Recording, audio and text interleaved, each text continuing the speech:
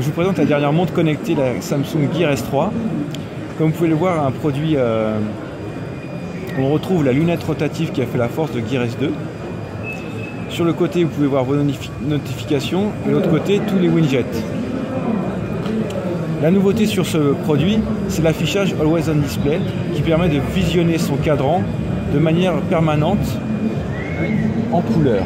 Donc vous allez le voir, le produit au bout d'un moment, la luminosité va baisser, mais il est tout à fait possible de voir effectivement l'heure et les secondes avancées. Comme sur la Gear S2, on retrouve deux boutons.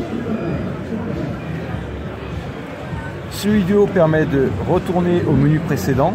Celui du bas va tout de suite aller à l'accueil, permettre d'aller à l'accueil. Le point fort aussi de cette montre, c'est de pouvoir la personnaliser. La personnaliser tout d'abord avec ses cadrans, où on peut facilement choisir le type de cadran que nous souhaitons sélectionner.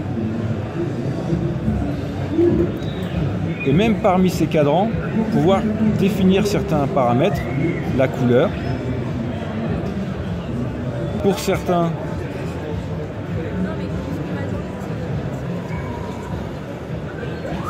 les complications, le type de cardio, le nombre de pas.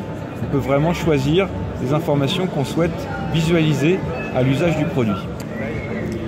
L'autre nouveauté, c'est l'arrivée du GPS embarqué qui permet d'avoir un suivi très précis de ces activités, que ce soit de la course, de la randonnée, du vélo. On a vraiment la possibilité d'avoir un relevé précis de la position, mais également un capteur de vitesse. Donc d'avoir en temps réel la vitesse laquelle nous évoluons, aussi bien en course à pied ou vélo. Donc elle est plus autonome que la Gear S2 en fait. Elle est tout à fait plus autonome. D'accord. Elle fonctionne sans qu'on ait besoin sans avoir son mobile. Effectivement, même cet accent est renforcé par la possibilité d'avoir des 500 titres embarqués, ce qui permet d'avoir de la musique et des informations de positionnement tout en ayant juste sa montre à son poignet.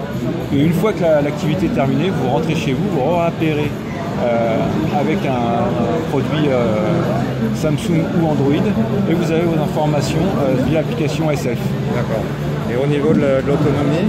L'autonomie, on est sur à peu près une autonomie de 3 à 4 jours en fonction de l'utilisation, tout en sachant que la batterie embarquée de la Gear S3 est de 380 mAh, quand cette même batterie était de 250 sur la version Gear S2. L'écran est légèrement plus grand puisqu'on passe de 1,2 à 1,3 pouces sur cette version.